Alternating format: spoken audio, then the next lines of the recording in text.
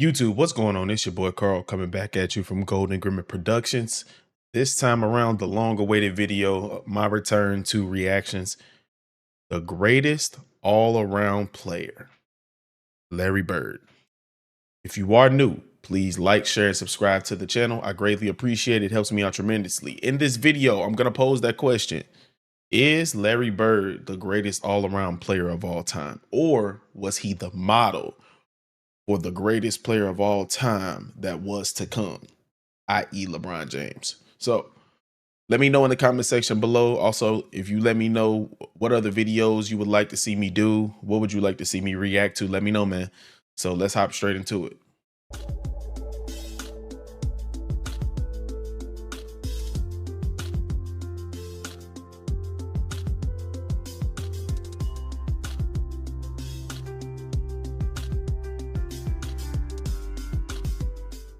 The greatest all-around player of all time. What does this mean exactly? When we're talking about this subject, I think most people mean it in terms of a variety of elite abilities. Is he a top scorer, a top passer, a top rebounder, a top defender, and so on? Usually, when this debate comes up, you'll hear two players get mentioned quite a bit: LeBron James and Michael Jordan. Let me make this clear. This video is not intended to be a criticism against either of those players. Both Jordan and LeBron are immensely talented in a variety of ways, and each of those players have a legitimate argument for that title. But the thing is, I think Larry Bird's case is just as strong, but for some reason, he's almost never given that same level of recognition on this particular topic. Now let me break down. I think personally, when you look at Larry Bird's career, the reason why they don't give it to him, which is such a garbage way not to give it to him or put him in the top conversation, is because the lack of the rings, the longevity in the career. But with what he was able to accomplish, I think he should be thrown. And I think also, people don't say this, but I think because Magic won as much as he did while Larry was still present, you know what I'm saying? With Larry not able to capture as many rings as Magic Johnson, that kind of throws a little bit of a, little bit on that resume. Because how was he the best if Magic was winning more? That isn't coming from me. That's what I've heard before. So, Down the main reasons why I think Bird's case is so strong. For one, Larry Bird has no weaknesses in his game. Think about how rare that actually is, even when considering some of the GOAT candidates. It can be argued that Michael Jordan's weakness was his three-point shooting, especially earlier in his career. LeBron James is a below-average free throw shooter. Magic Johnson wasn't a great defensive player. Wilt Chamberlain and Shaquille O'Neal were terrible free throw shooters. In several seasons, Kobe Bryant wasn't very efficient from the field, and Bill Russell was a very limited scorer. On the other hand, Larry Bird was an elite scorer overall. He was tremendously efficient from the field, from three-point range, and from the free throw line. He was an elite rebounder, especially considering his position. He was an elite passer, he was a clutch performer, and he was an NBA All-Defender. I challenge you to... Okay, that's a good point. That's a phenomenal point. I love what this video is bringing up because it showcases every bit of each individual player that we always put in the GOAT conversation, and it shows what they struggle with. He's right. Larry was an efficient scorer. He could score. He could defend. He could pass. The only knock you might say was athleticism, but really, that's subjective because we got people saying that Luka's going to be one of the next GOATs, and that man can't jump 2 inches off the ground for real. So, yeah, that makes a lot of sense with this argument like that. Like, Larry was good all around. Now that I think about it, he definitely was. Like, he didn't really have any. Yeah, he was the first 50, 40, 90 player. So it makes sense. To find one thing that Larry Bird wasn't good at. The other major reason is Larry was arguably a top 10 player of all time in several major categories. First off, scoring. When you consider the greatest scores in NBA history and factor in a player's scoring efficiency, Larry Bird simply has to be in that conversation. He had a career scoring average of 24.3, which is only slightly behind the career scoring average of Kobe Bryant. He also has the second most 50-40-90 seasons in NBA history, trailing only Steve Nash, and Nash was never the 25 to 30 points per game player that Bird usually was. Over a 5-year stretch from 1985 to 1989, Larry Bird averaged 28 points on 50-40-90 percentages. That level of sustained scoring efficiency is basically unmatched by the rest of NBA history. So again, he's arguably a top 10 scorer of all time. He's also arguably a top 10 rebounder in NBA history, when you consider the position he played. According to StatMuse, among small forwards, Bird has the 4th highest rebounds per game average in NBA history at 10.1.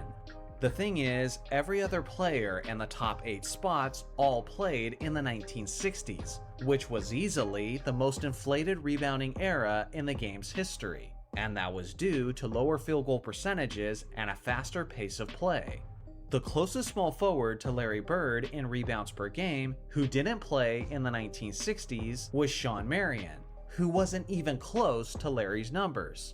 He was able to accomplish this thanks to his 6'9" frame, thanks to his all-out play style, and because of his intelligence on the court. In clutch situations, he dominated the boards to an even greater extent. For goodness sake, in the 1984 NBA Finals, Bird averaged 14 rebounds per game over the course of the series, compared to the Lakers' Kareem Abdul-Jabbar, who averaged 8.1. In the 1981 Finals, Bird averaged 15.3 rebounds, going toe-to-toe with the legendary rebounder Moses Malone. When you consider the era and the position he played, Bird is not only a top 10 scorer of all time, but he's also a potential top 10 rebounder of all time. Then you have Bird as a passer. He had creativity and court vision that was very nearly on the level of the great Magic Johnson. At times, it looked as if Bird had eyes in the back of his head with some of the passes he was making. Among small forwards, Larry has the 2nd highest assists per game average of all time, ahead of Scottie Pippen and trailing only LeBron James. But unlike LeBron James and Scottie Pippen, Bird's assists per game average actually increased in the postseason. When I recently did a video on the top 10 passers of all time, I had Bird as an honorable mention. And good lord, that created a whole bunch of backlash in the comments section. For me, he's in the 11 to 13 range. But at the very least, we can all agree that he's arguably a top 10 You know what I realized about Larry? And when people rank him, when people rate him, in general, when they talk about Larry, one thing they always do is take away the longevity. They don't, I don't know if it's because they think because people play a long time that they're better, which that's not always the case. Larry wasn't the flashiest shooter. He wasn't the flashiest passer, but he was the most efficient of them all as far as like people with 6'9" frames. Magic got a lot of love because it was pretty to look at. Larry was going to basically get the pass that you needed, and it didn't matter how you got it. It could be ugly, it could be, you know what I'm saying? It's not appealing to look at, but that was going to be one of the most efficient touch passes that you would get.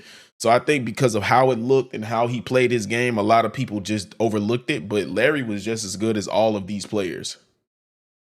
passer. Beyond that, there's three-point shooting. Bird is tied for the most three-point contest victories in NBA history with a total of 3, which he won in consecutive seasons. In the 1980s, he was regularly among the league leaders in both three-point percentage and in three-pointers attempted. He has every kind of three-point shot in his arsenal, as he could hit them while off balance, he could pull up in transition, and he could catch and shoot. Throw in the fact that he was one of the most clutch three-point shooters to ever live, and yeah, at the very least, Bird has an argument for being a top 10 three-point shooter. So to recap, he's arguably a top 10 scorer all time, a top 10 rebounder, a top 10 passer, and a top 10 three-point shooter. Now, Bird is not a top 10 defensive player, but without a doubt in my mind, he's an extremely underrated defensive player. One thing he was known for was always giving his best energy and effort on the defensive end. You're going to be hard pressed to find a substantial amount of footage of Bird being lazy on defense, as his blue collar, grit and grind personality translated seamlessly to the court. Although he wasn't the fastest player on the court, he was extremely quick with his hands, as Bird was regularly among the league leaders in steals per game, as he averaged 1.7 over the course of his career. He was also an above-average shot blocker for his position, as he averaged 0.84 over the course of his career, which is actually a higher blocks per game average than proven defensive small forwards like LeBron James and Kawhi Leonard. Bird has 3 All-Defense Team selections on his resume, and even finished as high as 3rd overall in the Defensive Player of the Year rankings in 1983.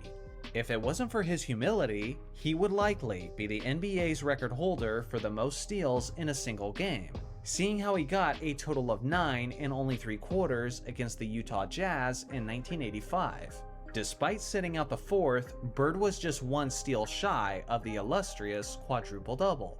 I promise, I'm not trying to convince you that he was basically Dennis Rodman on the defensive end. But at the very least, Bird was an elite defensive player, who usually isn't recognized as such by modern fans. Again, to sum this all up, Larry Legend had basically no weakness in his game, while being top tier in many different aspects of the game. This is why I believe he has a formidable case for being the most complete basketball player in NBA history. There are some other candidates that I would consider as well. Guys like Michael Jordan, LeBron James, Kevin Durant, and Hakeem Olajuwon. But at the end of the day, when all things are considered, Bird might just be my ultimate choice. So what do you guys think? Who's the most complete basketball player of all time? I look forward to hearing your thoughts in the comments section below. Thanks for watching as always, make sure to like and subscribe for more basketball content, and I'll see you guys in the next video. Honestly, for me, I think Larry Bird doesn't get the credit that he deserves as far as his being a complete player. Larry Bird did everything that everybody does now that we talk so highly about. I promise you, I think it's because he didn't win as many rings. He didn't play as long. I'm telling you, a lot of the times when people make these lists, they always looking at longevity. They always looking at, oh, how many points did you score? How much did you do? This, and that. Like the man said, the man won 3-point shooting contests and still has that record of the most won. And it's what, 40 years later now? You know what I'm saying? Like, winning something which is in a team accomplishment shouldn't take away from the individual players' accolades. The only thing that derailed Larry Bird was the back injuries, bro, the debilitating back injuries. But let me know in the comment section below. I think Larry is top 1, top 2, like 1A, 1B for the best all-around player of all time. You know what I'm saying? That's just my opinion. I've always thought that after watching him for so long now.